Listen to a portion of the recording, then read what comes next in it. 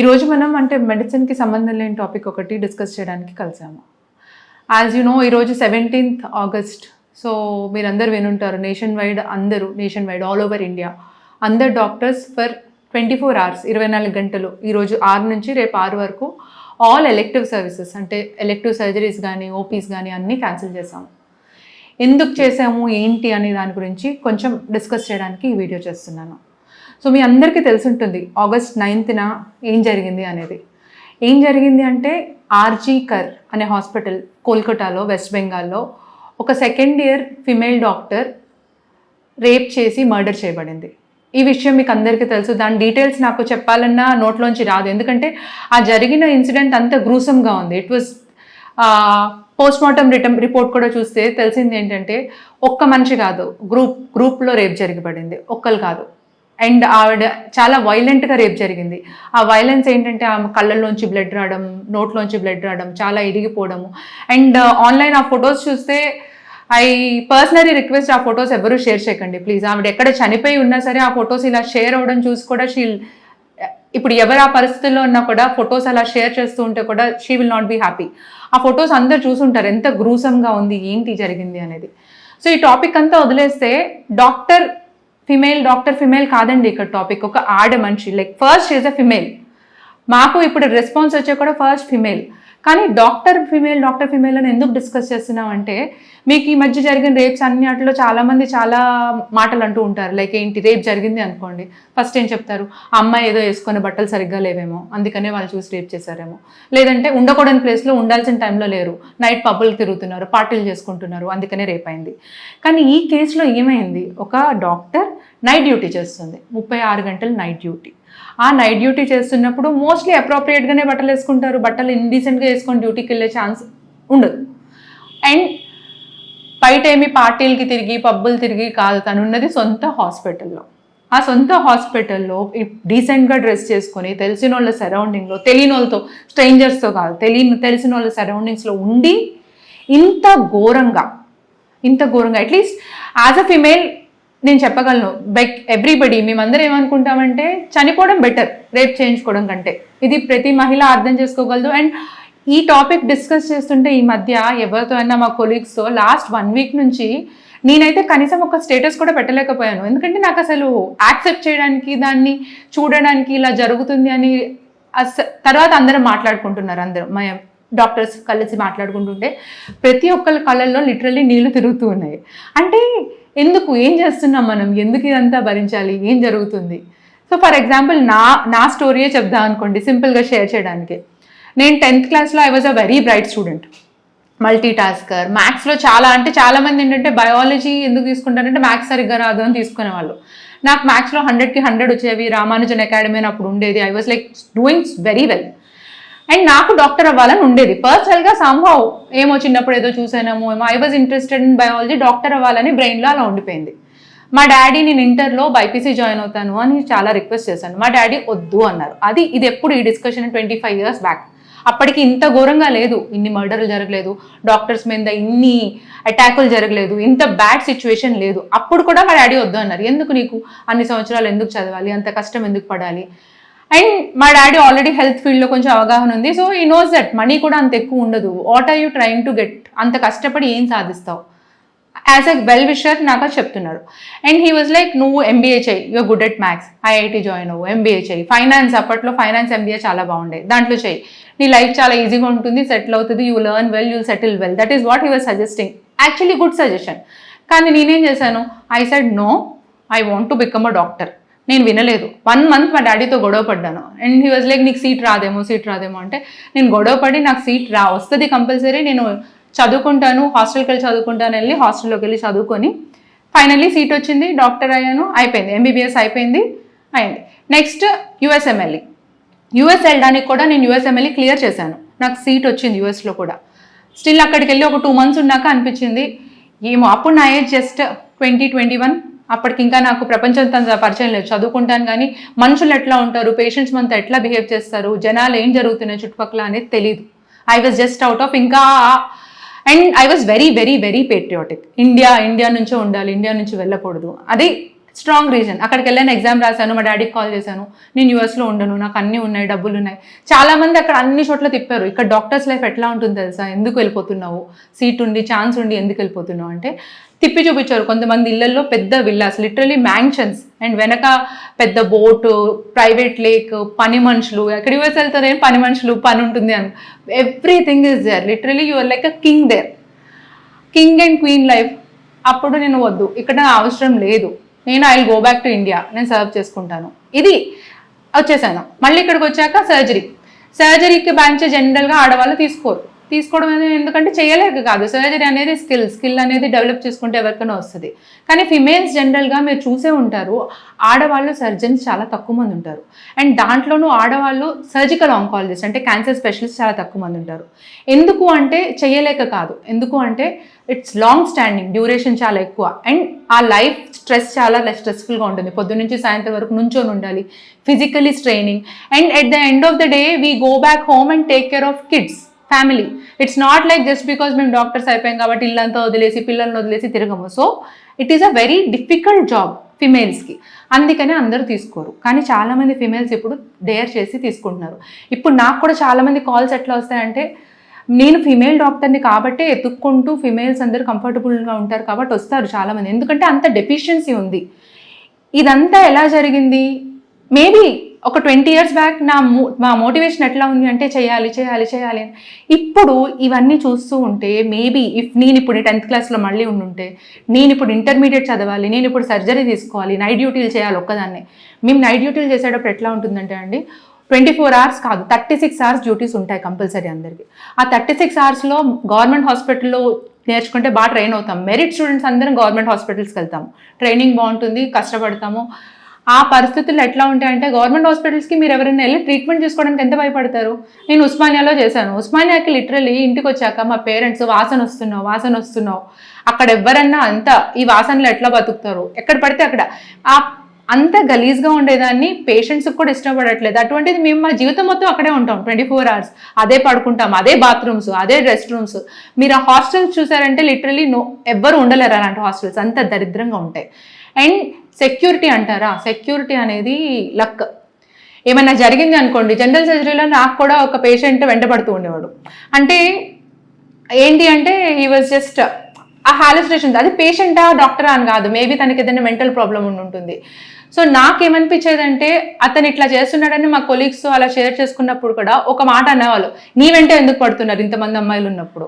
విక్టిమ్ని blame చేస్తారు. So ఆటోమేటిక్గా ఏం చేస్తాము, ఇది షేర్ చేసుకుంటే అందరూ మనకి ఎవరు సపోర్ట్ చేయరు, ఇది మళ్ళీ మనమేందే మాట వస్తుంది, మనమే ఏదో చేసామంటారు అని చెప్పి సబ్సైడ్ చేసేస్తాము. నేను కూడా అట్లనే, ఈ అంతా ఎందుకు, సైలెంట్గా సాల్వ్ చేద్దాం. లక్కీగా ఏం అవ్వలేదు, అక్కడ కూడా ప్యూర్ లక్. అదే పేషెంట్ వైలెంట్ అయి ఉండొచ్చు, అదే పేషెంట్ ఏదైనా ప్లాన్ చేసి ఉండొచ్చు. ఆ పేషెంట్ ఎట్లా అంటే, నేను వెళ్తున్న కార్ కూడా తెలిసేది, నేను వెళ్ళినప్పుడు కార్ వెంట కూడా వచ్చేవాడు. నేను అనేది ఏంటి అంటే, ఆ పరిస్థితుల్లో ఏమన్నా జరుగుండొచ్చు నాకు కూడా, కానీ లక్. అలా ఎంతమంది ఎన్నిసార్లు లక్కీ అవ్వగలరు, ప్రతిసారి ప్రతి ఒక్కరు లక్కీ అవ్వలేరు. ఇప్పుడు ఎలా అయితే Moumita, or should not say her name, ఎలా అయితే అయిందో అదే పరిస్థితి ప్రతి ఒక్క డాక్టర్కి అవ్వే పరిస్థితి ఉంది ఇప్పుడు. అలాంటి సిచ్యువేషన్లో మీకు ఎవరికన్నా ఫ్యామిలీలో కావాలి, ఫిమేల్ డాక్టర్ కావాలి అంటే ఎవరు వస్తారు బయటికి? ఇప్పుడు మీ కూతుర్ని కానీ, మీ చెల్లిని కానీ, మీ ఫ్యామిలీలో ఎవరినన్నా కానీ మీరు ఇలాంటి పరిస్థితుల్లో వెళ్ళి పని చేయండి, ఇలాంటి పరిస్థితుల్లో వెళ్ళి సేవ చేయండి అని మీరు ఎవరన్నా అడుగుతారా? అండ్ మేబీ రేపొద్దున నా కూతురు పుట్టి డాక్టర్ అవుతాను అంటే నేను సజెస్ట్ చేయగలిగే పరిస్థితుల్లో ఉంటాను ఇవన్నీ చూసి. ఎందుకమ్మా ఇక్కడ యుఎస్ఓ వెళ్ళిపో, కెనడా వెళ్ళిపో, దుబాయ్లో అయితే వర్క్ లైఫ్ బ్యాలెన్స్ అమేజింగ్గా ఉంది, అసలు ఇండియాలో పనిచేయాల్సిన అవసరం ఏంటి అనే పరిస్థితికి వస్తుంది ఇప్పుడు. సో ఇలాంటి సిచ్యువేషన్లో ఎందుకు వస్తుంది అనేది మనందరం కూడా రిట్రోస్పెక్ట్ చేసుకోవాలండి. అంటే మీదో తప్పు, మాదా తప్పు, డాక్టరా అది కాదు. ఫిమేల్ బయటకు వచ్చి చెయ్యాలి అంటే చాలా అవసరం అవుతుంది ఈ జనరేషన్. అండ్ మీరు అన్నిటికంటే ఒక హారబుల్ థింగ్ ఏంటంటే, August 15th ఇండిపెండెన్స్ డే ఇది జరిగింది incident. August 9th August 15th doctors అందరూ ఇలా ఏం జరుగుతుంది స్ట్రైక్ చేసి ఏంటి ఏదో ఒకటి చేద్దాం, మన జస్టిస్ చేసుకుందామని ఎవరైనా సపోర్ట్ చేయడానికి వస్తే, ఆల్రెడీ ఒక డాక్టర్స్ ర్యాలీ అని ప్లాన్ చేసినప్పుడు స్టేట్లో ఏంటంటే పోలీస్కి ఇన్ఫర్మేషన్ వెళ్ళిపోతుంది, ఇక్కడ పెద్ద ర్యాలీ జరుగుతుంది, సో సెక్యూరిటీ ఉండాలి అని చెప్పి ఇన్ఫర్మేషన్ ప్రతి ఎవరికన్నా బేసిక్, ఇది ఏ స్టేట్లోనే ఇన్ఫర్మేషన్ ఉంటుంది. ర్యాలీకి పర్మిషన్ కూడా తీసుకుంటాం, మేమే వెళ్ళి పోలీసులకి ఇట్లా మేము వెళ్తున్నాము ర్యాలీకి పర్మిషన్ ఇవ్వండి అని చెప్పి తీసుకుంటాం. సో ఇన్ఫర్మేషన్ ఉంటుంది. అలాంటప్పుడు సెక్యూరిటీ ఎక్కువగా ఉంటుంది. అలాంటి టైంలో ఒక 7,000 మెంబర్స్ అంటున్నారు, 1,000 మెంబర్స్ అంటున్నారు, వాట్ ఎవర్ నెంబర్ ఎంత అనేది కాదు, ఒక మాబ్ వచ్చి ఆ డాక్టర్స్ని అటాక్ చేసి బాంబులు లాంటివి వేసి, అంటే ఎంత సిస్టమ్ ఫెయిల్యూర్ కాకపోతే నీకు పోలీసులకు తెలుసు, అక్కడ పోలీసులు కూడా ఉన్నారు, ఏం చేయలేకపోతున్నారు. ఇవన్నీ చేసింది ఎందుకు? Just to destroy evidence. వాళ్ళు ఎక్కడైతే ఆ విక్టిమ్ సెమినార్ హాల్లో ఎక్కడైతే పడుందో ఆ సెమినార్ హాల్ని డ్యామేజ్ చేశారంట. రెనోవేషన్స్ పేరుతో ఆ బాత్రూమ్ ఎక్కడైతే ఉందో ఫిమేల్ డాక్టర్స్ ఆ బాత్రూమ్, దీని వెనక ఏం జరిగింది, ఎవరున్నారు, ఏంటి అనేది మనకు తెలియదు. కానీ ఆలోచిస్తే ఎవరికన్నా సింపుల్ కామన్ మ్యాన్కి కూడా తెలిసేది ఏంటి అంటే there is something wrong. And ఆ రాంగ్ని మనమే ఇప్పుడు ఒకరిని బలవనిస్తే ఇంకొక రోజులో అది మనమే ఉండొచ్చు, ఇంకొక రోజు నేను అవుతాను, ఇంకొక రోజు మీరు అవుతారు. సో ఇలాంటి టైంలో నేషన్ మొత్తం డాక్టర్ నాన్ డాక్టర్ ఇది కాదు, తప్పు ఎక్కడ జరుగుతుంది, ఇది జరిగితే అక్కడ ఆపితే నెక్స్ట్ డే మీకు ఆ హాని జరగకుండా ఉంటుంది. సో డాక్టర్స్ గ్రూప్ అయింది కాబట్టి ఫస్ట్ టైం నేషన్ వైడ్ మేము ఎంతవరకు పాసిబుల్ అయితే అంతవరకు దీన్ని అపోజ్ చేసి దీని నుంచి బయటికి రావడానికి ట్రై చేస్తున్నాము. అండ్ దీంట్లో మేజర్ పవర్స్ ఎవరో అందరికీ తెలిసిందే. And very funny thing is Mamata Banerjee గారు ఆఫ్టర్ 15 days 10 days ఒక ఫిమేల్ అయి ఉండి హోంమంత్రి ఆవిడే, హెల్త్ మినిస్టర్ ఆవిడే, అండ్ అక్కడికి వచ్చి ఇంత పవర్ఫుల్ పొజిషన్లో ఉండి ర్యాలీ కండక్ట్ చేయాల్సిన అవసరం ఏంటండి? అంటే ర్యాలీ అంటే ఎవరు కండక్ట్ చేస్తారు? నేను, నా తోటి ఫ్రెండ్, నా దేంట్లో పవర్ లేదు, నేనేం చేయలేని పరిస్థితుల్లో ఉన్నానంటే ర్యాలీ కండక్ట్ చేస్తాను. దేనికి? గవర్నమెంట్కి అగేన్స్ట్గా మాకు హెల్ప్ చేయండి అని రిక్వెస్ట్ చేయడానికి, అవేర్నెస్ చేయడానికి. అదే నేను పవర్ఫుల్ పొజిషన్లో ఉన్నాను, మా ఇంట్లో ఎవరో వచ్చి దొంగలు పడుతున్నారు, నేను వెళ్ళి బయటకు వెళ్ళి ర్యాలీ చేసి మా ఇంట్లో హెల్ప్ చేయండి అని చెప్తాను, వాళ్ళని తన్ని తరిమేస్తాను. సో నువ్వు ఒక పొజిషన్ ఎవరికి ఉంది? మమతా బెనర్జీ గారికి పొజిషన్ ఉంది అంటే ఆవిడ తన్ని తరిమేసే పొజిషన్లో ఉన్నారు. హోమ్ మినిస్టర్, పోలీసులు, హెల్త్ మినిస్టర్ ఆవిడ దగ్గరే ఉన్నారు. ఇవన్నీ ఉండి ఒక ర్యాలీ కండక్ట్ చేసి దట్ ఈస్ వాట్, అదొక్కటే నా హెల్ప్ చేయడానికి. అండ్ ఇదంతా ఫైనల్గా పొలిటికల్ చేసేసేయడం, అంటే బీజేపీ చేసింది, సిపిఐ చేసింది, మేం కాదు. At the end of the day ఒక కామన్ హ్యూమన్ బీయింగ్ ఏదో చేద్దాం అనుకుని ఏదో చేసి నానా కష్టాలు పడి డబ్బులే సంపాదించాలంటే డాక్టర్స్ అవ్వకూడదు. There are so many methods, easy methods to earn money. Doctor అవి డబ్బులు సంపాదించాల్సిన అవసరం లేదు. ఎవరన్నా ఫిమేల్ కష్టపడి డాక్టర్ అవ్వింది అంటే జస్ట్ బికాజ్ ఆఫ్ ప్యాషన్, లోపల నుంచి ఇంట్రెస్ట్ ఉండి చాలా మందితో గొడవపడి అలా అవ్వే వాళ్ళు మాత్రమే అవుతారు. అలాంటి వాళ్ళని, అంత కష్టపడి వాళ్ళని చంపేశారు. అంటే నీకు ఒక పొజిషన్, ఒక చిన్న పవర్ ఏదో ఒకటి అనుకోండి, మేబీ మిగతా వాళ్ళకంటే ఒక 1% ఎక్స్ట్రా అనుకోండి, వాళ్ళని కూడా ఇట్లా అవుతుంది. At the end of the day there is no safety ఎక్కడ లేదు. With in the hospital dress సరిగ్గా వేసుకున్నా, తెలిసిన వాళ్ళతో ఉన్నా, దేనిలో ఉన్నా సేఫ్టీ లేదు. సో ఇలాంటి సిచ్యువేషన్ని, ఇది ఒక ఎమర్జెన్సీ లాంటిది. ఎవ్రీబడి ఎంతవరకు వీలైతే అంతవరకు దీన్ని ఖండించాలి. ఇది మళ్ళీ రిపీట్ అవ్వకూడదు. ఆ కల్ప్రిట్స్ని ఎగ్జాక్ట్గా ఎవరు అనేది, ఇప్పుడు ఎవరో ఫేక్ కల్ప్రిట్, ఎవరో ఒకరు వెళ్ళిపోయి నేను చెప్పేసి నేను అనేది అది మనకు క్లియర్గా తెలిసిందంటే ఇది ఒకరి వల్ల జరిగింది కాదు. సో ఆ కల్ప్రిట్ని పనిష్ చేయగలగాలి. ఎవరికైనా భయం ఉండాలి. భయం ఎప్పుడు వస్తుందండి? లేదంటే ఇష్టం వచ్చినట్టు ఏదో ఒకటి చేయొచ్చు, ఎక్కడ ఏం జరిగినా సరే ఏమీ చేయలేము, మేము కూడా అమ్మో. ఇప్పుడు పరిస్థితి ఎట్లా అయిపోయిందంటే ఎవరినైనా చూడాలంటే అమ్మో వీళ్ళకి కరెక్ట్గా చెప్తే ఏమైద్దో, వీళ్ళు ఎక్కువ ప్రాబ్లంలో ఉన్నారు, వీళ్ళకి హెల్ప్ చేసామంటే వీళ్ళకి చనిపోయారు అనుకో మళ్ళీ మనకేమైద్దో. ఇప్పుడు హాస్పిటల్లో పేషెంట్ వచ్చాడు, డెత్ అయింది, వచ్చి మమ్మల్ని కొడతారు అంటే ఇంట్లో కూడా చనిపోగలరు. ఆ కోపం చూపించుకోవడానికి చాలా ఈజీ స్కేప్ బోర్డ్స్ కింద అయిపోతున్నాం పరిస్థితి ఇప్పుడు. ఇలాంటి పరిస్థితుల్లో చాలా మంది నాకు తెలిసిన వాళ్ళే మేము డాక్టర్ అవ్వదలుచుకోలేదు అంటున్నారు. అయినా సరే మీకు వాళ్ళు ఎంతవరకు పేషెంట్కి చేయగలిగారు అనేది యాటిట్యూడ్లోనే చేంజ్ వచ్చేస్తుంది. సరిగ్గా చేయాలా, ఎంతవరకు వెళ్ళాలి, మనం బతకాలా లేదంటే మనం చనిపోయి హెల్ప్ చేయాలా అన్న పరిస్థితుల్లోకి వెళ్ళిపోతుంది. సో ఐ రిక్వెస్ట్ అందరూ ఈ ప్రొఫెషన్ని ఎంతవరకు వీలైతే అంతవరకు కాపాడడానికి ప్రయత్నించండి. చాలామంది ఆల్రెడీ అన్ని కంట్రీస్కి వెళ్ళిపోతున్నారు, ఉండాలని ఎవరికి ఇంట్రెస్ట్ లేదు. అలాంటి టైంలో ఇలాంటివి చూస్తూ ఉంటే అసలు ఎందుకు డాక్టర్ అయ్యామా, ఎందుకు ఇట్లా అవ్వామా అని పరిస్థితుల్లోకి వెళ్ళిపోతుంది. ప్లీజ్ అందరూ సపోర్ట్ చేసి, డాక్టర్ నాన్ డాక్టర్ ఇష్యూస్ కాదు, at the end of the day she was a female and అందరూ ప్రతి ఇంట్లో ఉన్న ఫీమేల్స్ని ప్రొటెక్ట్ చేసుకోవాలి.